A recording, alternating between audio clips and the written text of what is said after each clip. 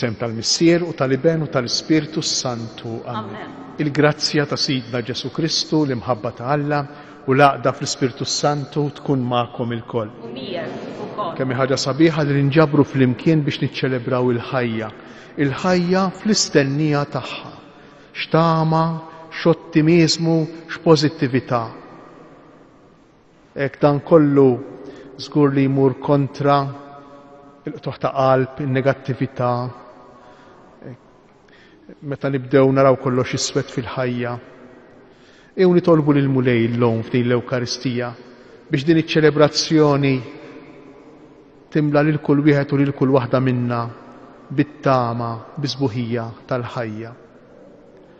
Biex niċċelebraw kif jixraq din l-Ewkaristija jew narfu ħtijietna u nitolbu lil Mulej jkollu ħnina minna.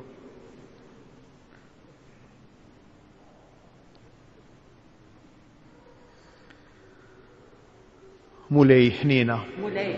Kristu ħnina. Mulej ħnina. Iħenna lina Alla li jista' kollox jaħfrilna dnubitna u jwassalna għal ħajja ta' dejjem.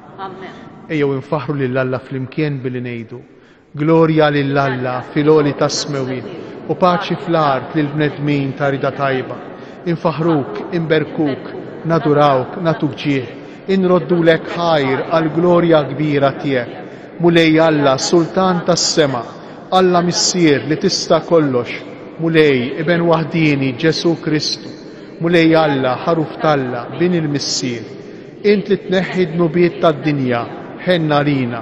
Int li tneħħi dnubiet tad-dinja, il-qatt talb tagħna. Int li qiegħed fuq il-lemin tal-Missier, ħenna lina. Għaliex int waħdek qaddis, int waħdek Mulej, int waħdek loli Ġesu Kristu.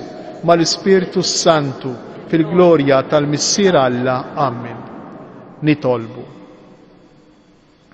Fit-tjubitek Mulej, ħares dejjem il-familja tiegħek u kun int l-għajnuna u l-qawwa tagħha għax hi m'għandix tama oħra ħlief il-grazzja tiegħek. Bibnek Ġesu Kristu Sidna li hu Alla u miegħek jgħix wisaltan flimkien mal-Ispirtu Santu għal dejjem ta' dejjem. Amen.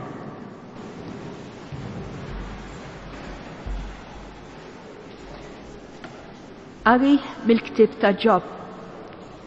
Ġob tkellem u qal: ħajjet il-bniedem mhix forsi xogħol bil-fors fuq l-art u għomru mhux bħal jiem il-ħaddiem mikri.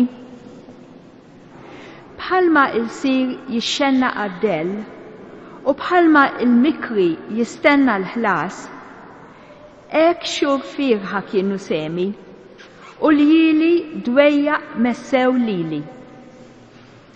Jekk nimtet ngħid meta se nqum u meta nqum ngħid meta se jidlam u hekk nixba newden sa ma jidlam.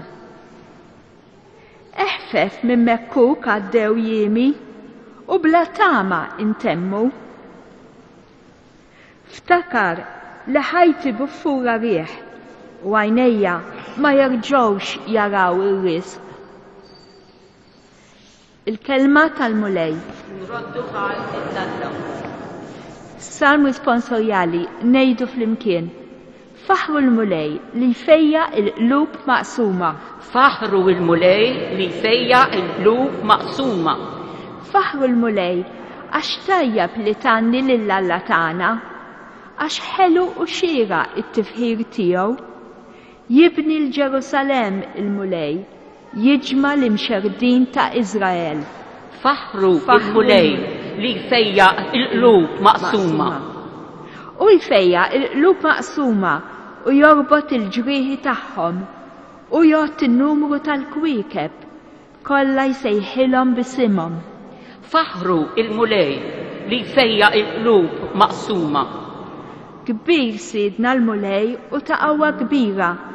Bla tarf id-den tiegħu jerfa' l-imsejknin il-Mulej u jniżżel sal-art il-ħżiena. Faħru il-Mulej li jfejja il-qlub maqsuma. Tieni qari. Qari mill-ewwel ittra ta' San Pawl Apostlu lil-Korintin. Ħuti, jekk jiena nxandar l-Evanġelju, m'għandix biex niftaħar, jien obbligat nagħmlu dan. Ħażin għalija jekk ma nxardarx l-Evanġelju. Jekk dan nagħmlu minn rajja, ikolli dritt għal ħlas. Imma jekk nagħmlu għax obbligat, dan ifisser li qiegħed nagħmel ix-xogħol li Alla fdali f'idejja. X'inhu mela il-ħlas tiegħi? Li meta nxandar l-Evanġelju, inxandru b'xejn, bla ma nfittex id-dritt li jagħtini l-Evanġelju stess. Għaxat li ma jiena marbut ma' ħadd, jiena għamilt lili nnifsi irsir ta' kulħadd biex nirbaħ lil ħafna. Sirt dajef ma' dajfin biex nirbaħ id-dajfin. Sirt kollox ma' kulħadd biex insalva lil kulħadd. Nagħmel dan kollu minħabba l-Evanġelju biex ikolli sem minnu. Il-kelma tal-mulej. Roddu ħajr lill-Alla bil-wieqfa nilqgħu bil-ferħ tal-Alleluja, il-kelma ta' Ġesu.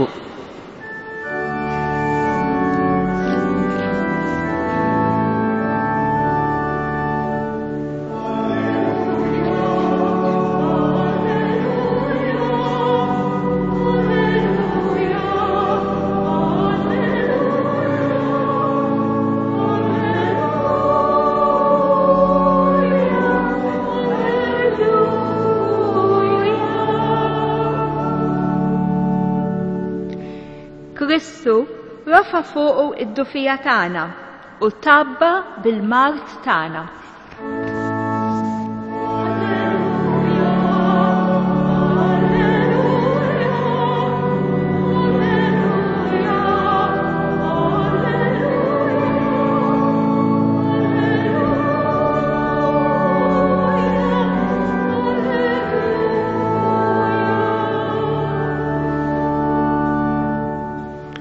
Il-mulej ma'kum. Qari mill-Evanġelju skont San Mark. Glorja lilek, mulej.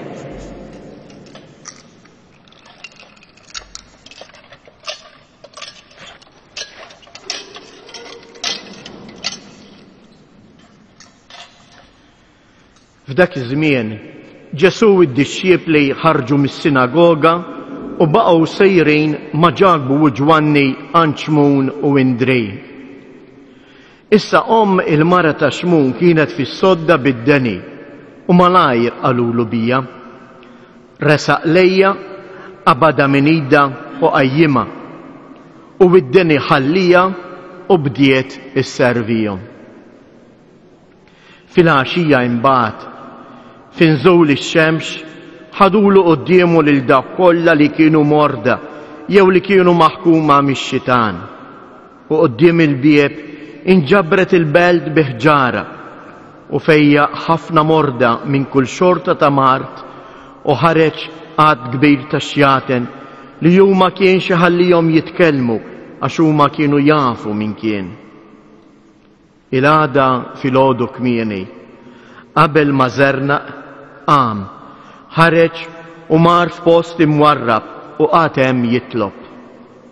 Xmun u sħabu l-oħrajn marru ifittxuh. Kif sabuh qalulu kulħadd jistaqsi għalik. U qalilhom ejjew immorru band oħra fl-irħula tal-qrib ħalli nipprietka hemmhekk ukoll għax għalhekk ħriġt. U dar il-Galilea kollha jipprietka fis-sinagogi tagħhom u joħroġ ix-xjaten. Il-kelma tal-mulej.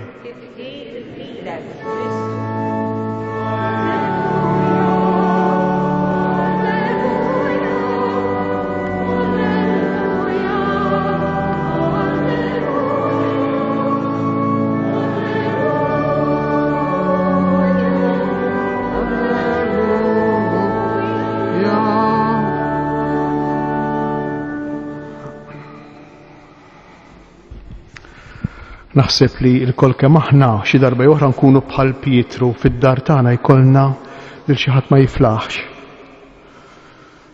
Hekk ġalu Pietru fil-Vanġelu tal-lum huwa l-iqsar miraklu rrakkuntat.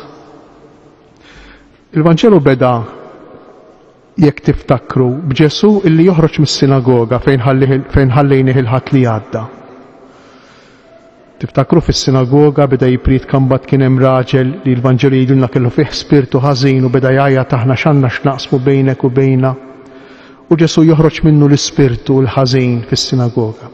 Jitlaq mis-sinagoga Ġesu u jmur tefa ta' ġebla bot fid-dar ta' Pietru.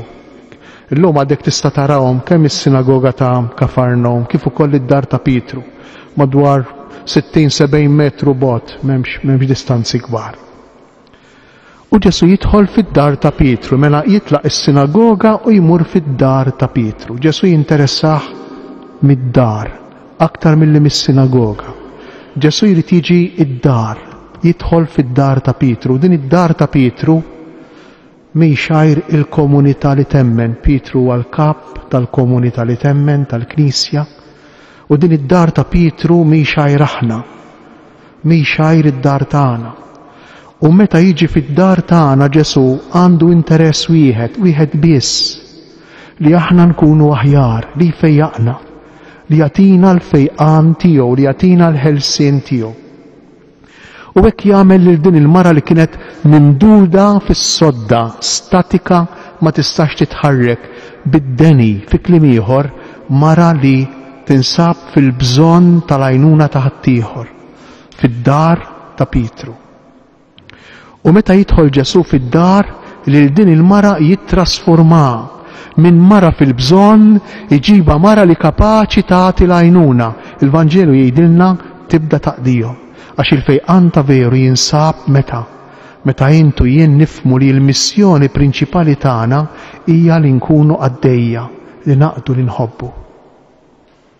Il-fejqan veru tal-bniedem, li lien mill-mart fiżiku, il-fejqan tal-moħħ tal-bniedem, tal-qalb tal-bniedem, tal-ruħ tal-bniedem.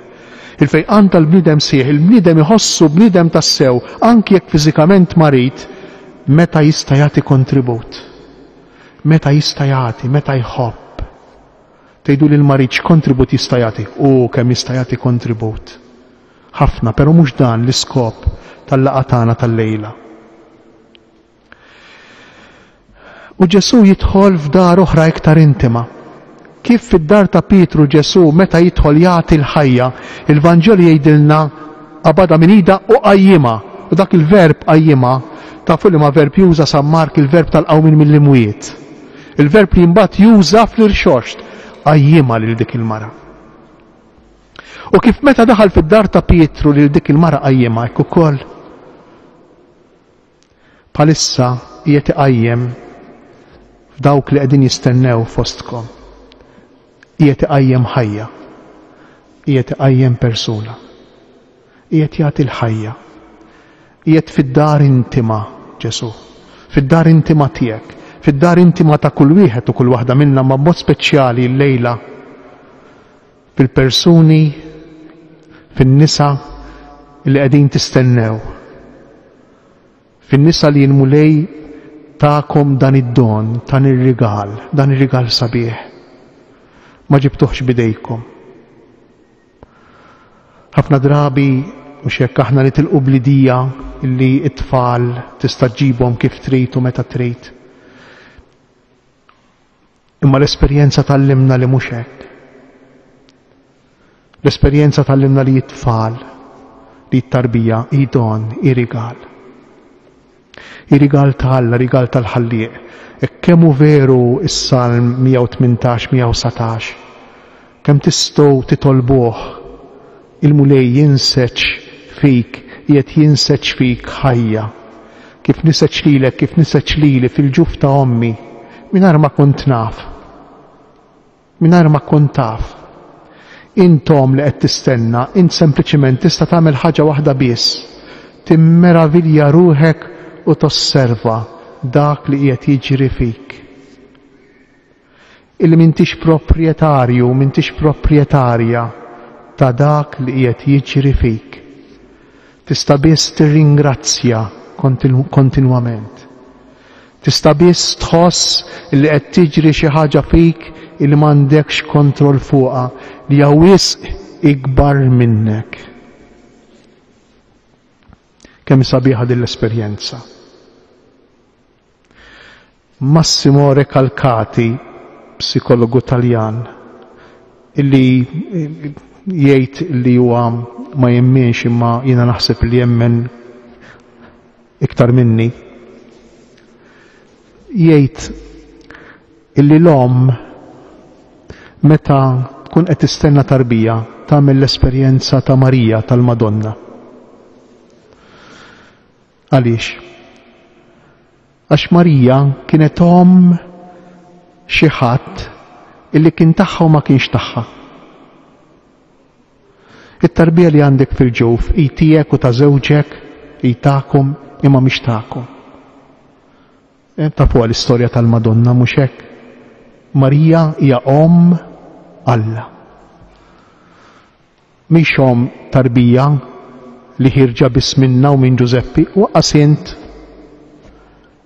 mint u missier weħidkom, mhux weħidkom qegħdin tiġġeneraw din it-tarbija. U din l-esperjenza tagħmluha għax tistgħu biss tosservaw, tistgħu tgħinu, tipproteġu, tħarsu, tieħdu ħsieb il-misteru li qiegħed iseħħ fikom. Immiktar minn hekk ma tistgħux tagħmlu. Allura hija l-esperjenza ta' Marija, kemm hu veru l-Vanġelu. Kemm hu veru l-Vanġelu. Il-missirijiet jagħmlu l-esperjenza ta' Giuseppi. Għaliex? Għal Giuseppi kellu jaddotta t-tarbija. Tgħidu li imma t-tarbija tagħna iwa tagħkom, imma sa ċertu punt tagħkom. Kemm il-missieru kemm l-om.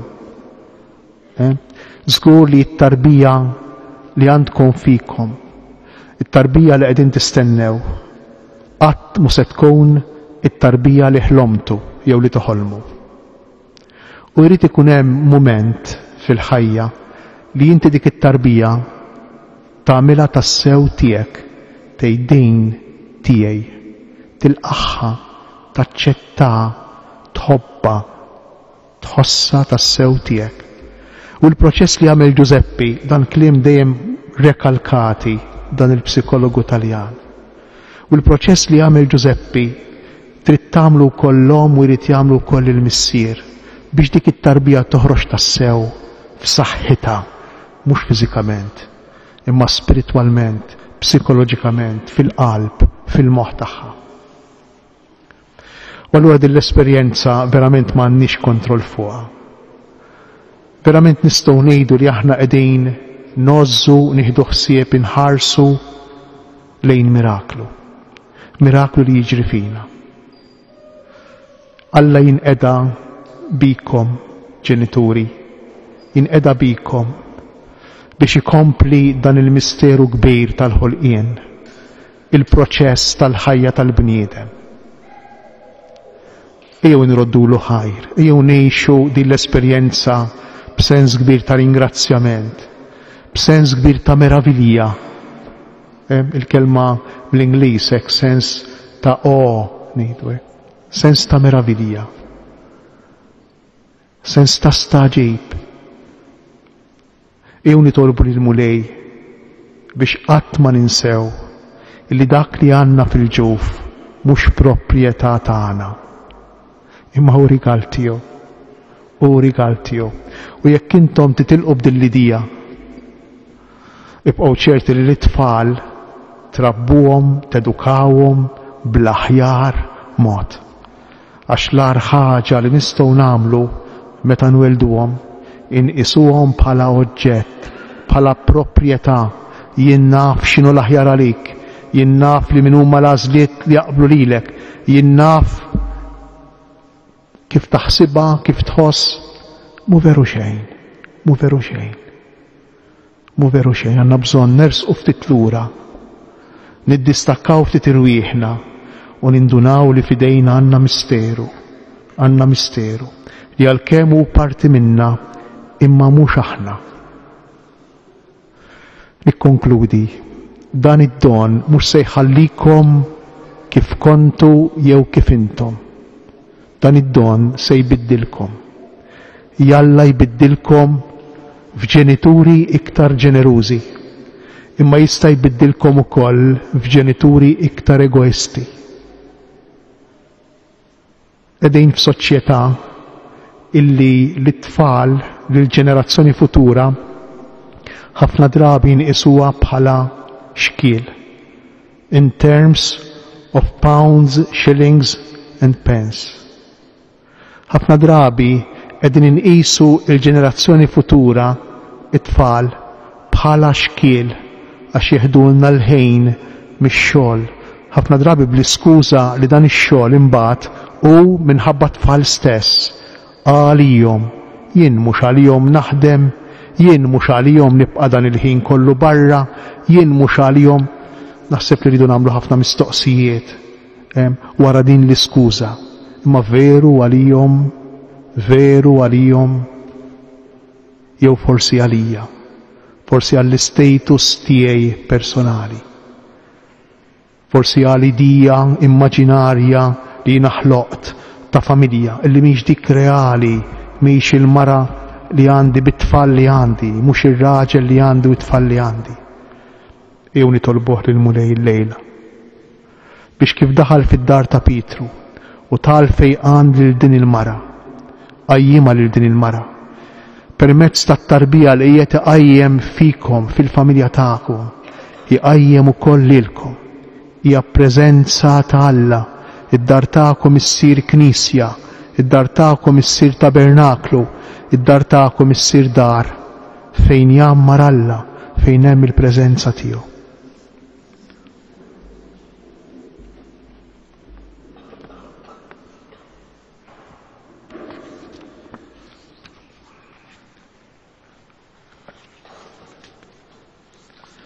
Jiena nemmen f'Alla wieħed il-Missier li jista' kollox, li ħalaq is-sema u l-art, dak kollu li jidher u dak li ma jidirx, u f'Mulej wieħed Ġesu Kristu, ben waħd, imnissel mill-Missier qabel kull smien, Alla minn Alla, dawl minn dawl, Alla veru minn Alla veru, imnissel u mhux magħmul, natura waħda mal-Missier u bih sar kollox, nisel mis-smewiet għalina l-bnedmin u għall-fidwa tagħna, u ħal ġisem bis-seta tal-Ispiritu Santu minn Marija Verġni u sar bniedem, salbuh għalina, bata taħt Ponzu Pilatu, mietu difnuh.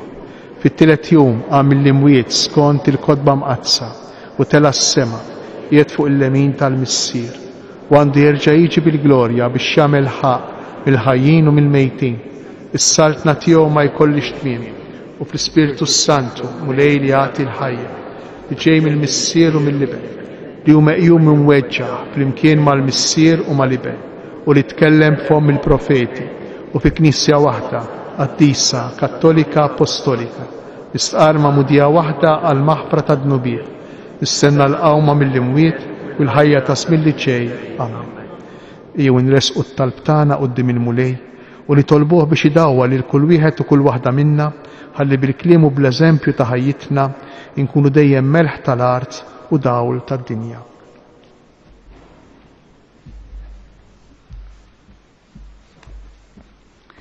Mulej, il-ħajja hija don prezzjuż moti minnek lil kull persuna umana.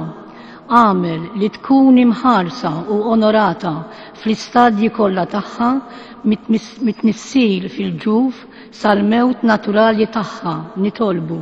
Ismana nitolbu Mulej. Ismek kbir Mulej u kbar l-emejjel tiegħek.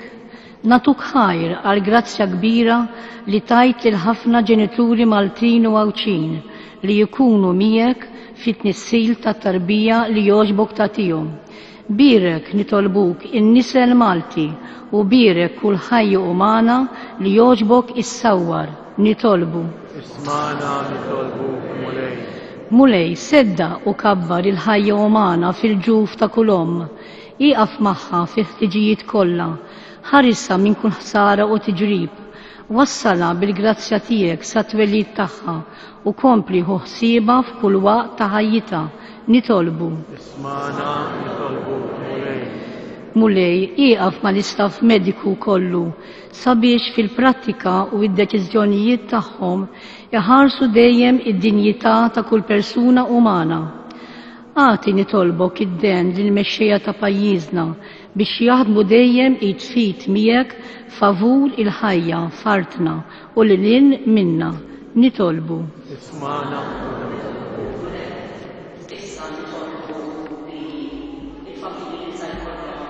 New tarbija jibqgħu bil-wieqfa fil-waqt li l-bqija tal-kongregazzjoni jinżlu bil-qiegħda. Ħassir it-talba fuq dawn il-familji. Imbagħad wara t-talba Monsignor Sof jinżel u jberikkom. U Alla, awtur ta' kull ħajja, birek nitolbuk lil dawn it-trabi fil-ġuf ta' ommhom. ħarisom f'kull waqt u għatihom twelid b'saħħtu. ħajkunu sinjal ta' twelid mill-ġdid tagħna li jagħti seħħ f'lena dejjimi tas-sema. Mulej lil dawn l-ommijiet tajthom li jaslu għal ferħ kbir li jsiru ommijiet. Għatihom il-faraġġ fl-ansjetajiet tagħhom u rida soda li tmexxi il-wilt il-ġdid tagħhom mill-modijiet tas-salvazzjoni. Osit ta' żminijiet kollha, int li għażilt lill-irġiel biex tarra fil-grazzja tiegħek u l-ġieħ li tkun missier. Għatihom il-kuraġġ fir-responsabbiltà l-ġdida u għamel minnhom eżempju ta' ġustizzja u verità għall-uliet il-ġodda. Mulej, żejjen lil dawn il-familji b'imħabba sinċiera u dejjema, issa li qed iħejju ruħhom biex jilqgħu fosthom tarbija ġdida. Mulej, int qed fil-qlub tal-bnedmin kollha ta' rida tajba, sens kbir ta' staġib u qima għad-don ta' ħajja ġdida. Imla lil dawn il-ġenituri bil-fedeltà għat-talim tal-Vanġelu u għati lill-membri kollha tal-familji rieda mġedda li jaqsmu fil-formazzjoni spiritwali ta' dan il-wirt ġdid fi Kristu il-feddej tagħna li jgħix fi saltan għal dejjem ta' dejjem. Amen. Ibqgħu bil-wieqfa, issa Monsignor Sof jgħaddi iberikkom.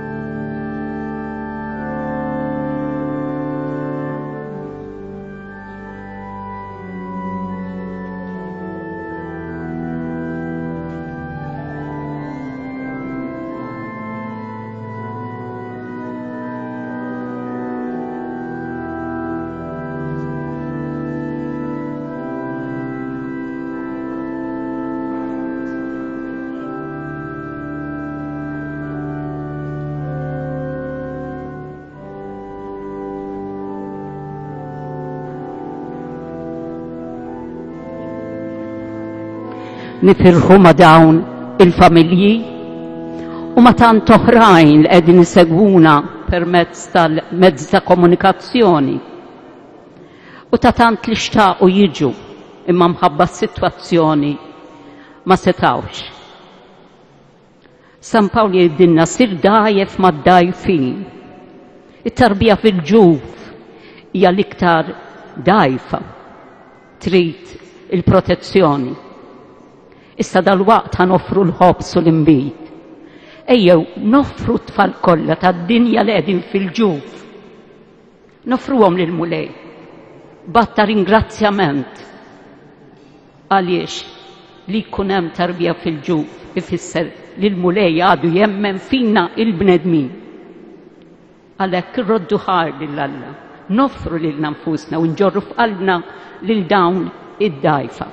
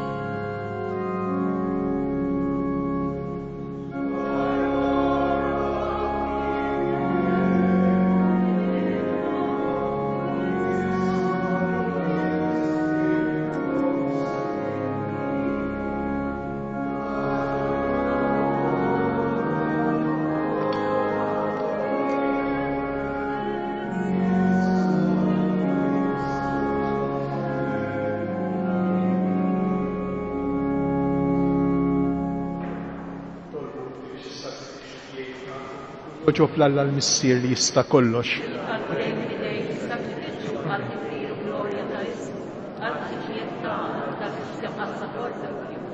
Mulej Alla tagħna, inti tajtna dan il-frott tal-art maħluq minnek bħala għajnuna fin-nuqqas ta' ħila tagħna.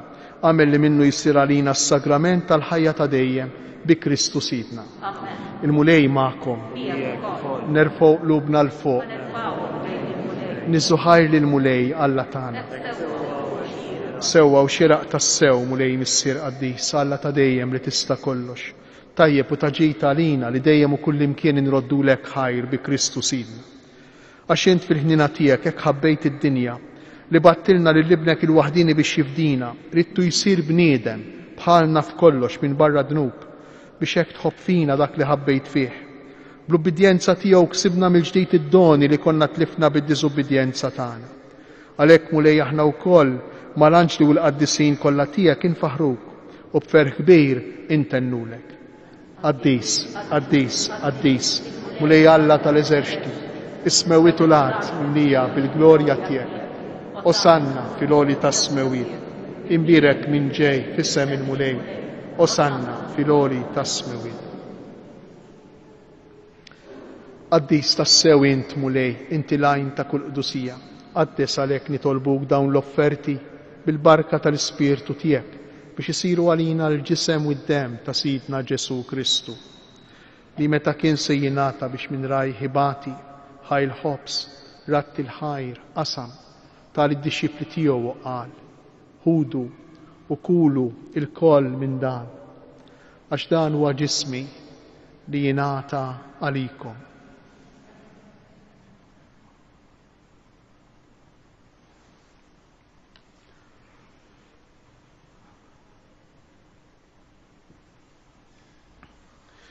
Ekk ukoll wara l-ikla ħall-kalċi reġa' ratti l-ħajr tal id-dixxipli tiegħu u qal: ħudu u ixorbu minnu l-koll għax dan huwa l-kalċi ta' demmi tal-patt il-ġdejd li jibqa' dejjem, id-demm li jixxerret għalikom u għall-bnedmin kollha għal maħfra ta' dnubiet.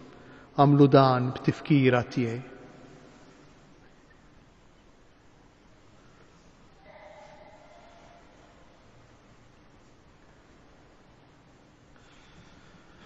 Dan hu il-misteru tal-fidi.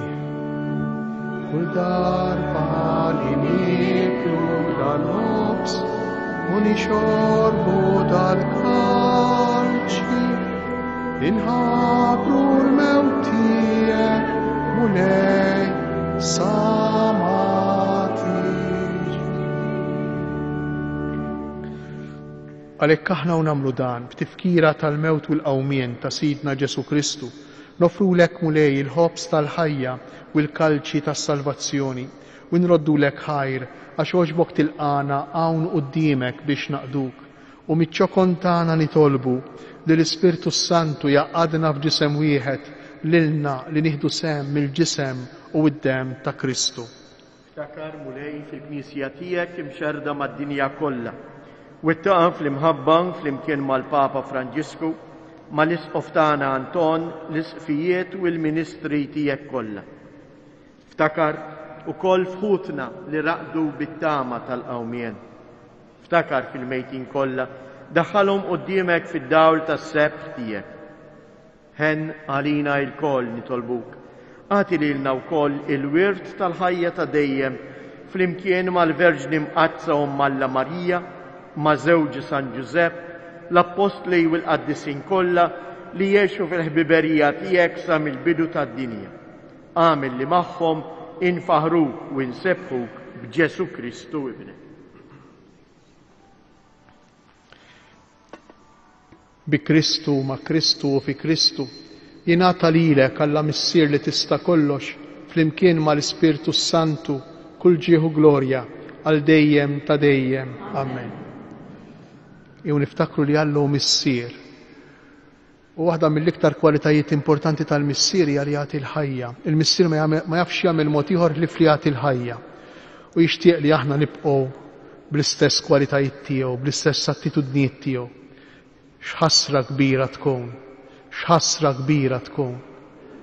Jekk aħna nbidlu dawn l-attitudnijiet u flok naħdmu favur il-ħajja, naħdmu favur xi ħaġa oħra.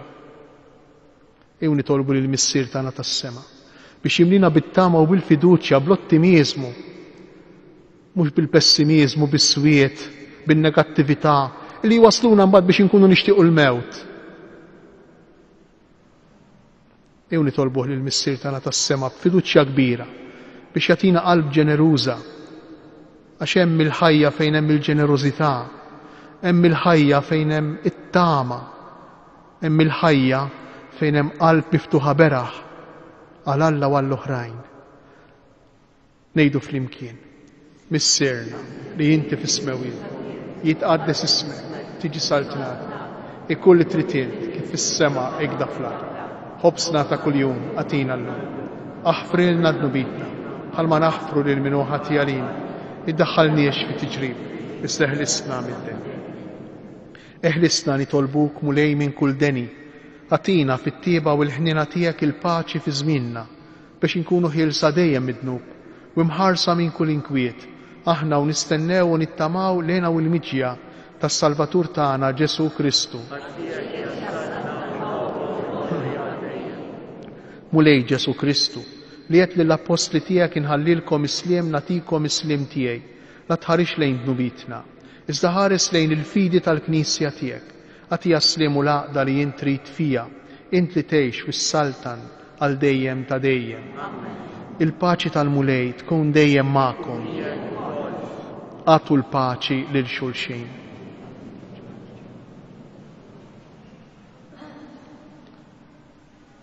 Ħaruf tal-Alla,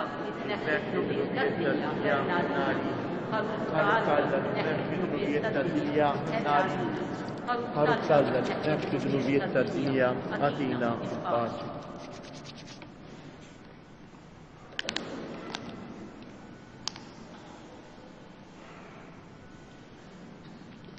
Danu il-ħaruf ta' Alla, danu Ġesu li jerfa' fuq il-ħtija tagħna.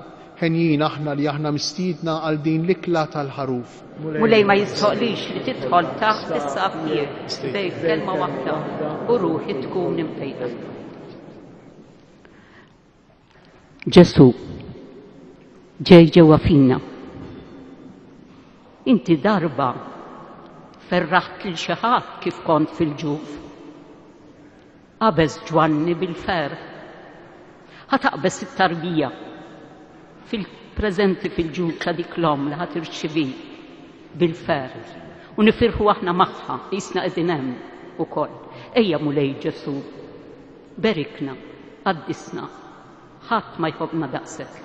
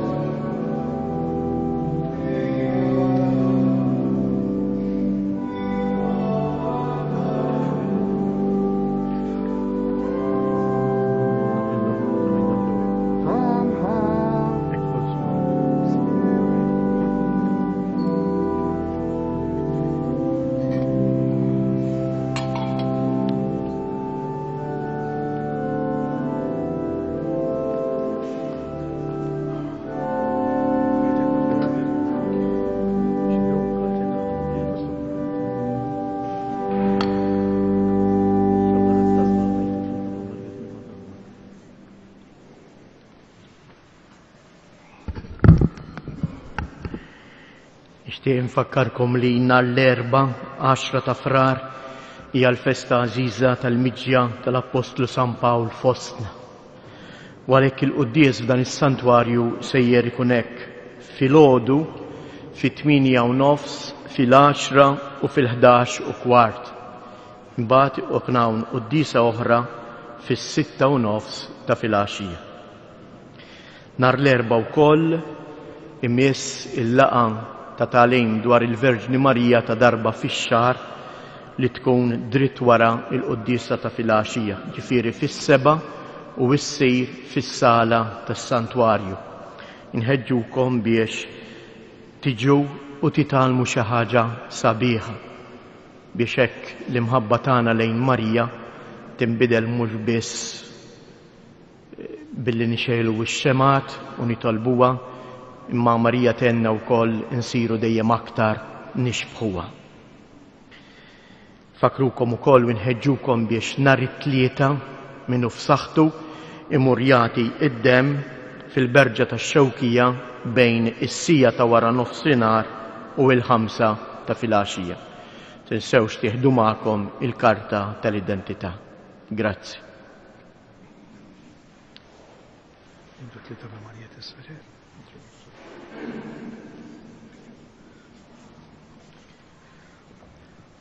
Bħala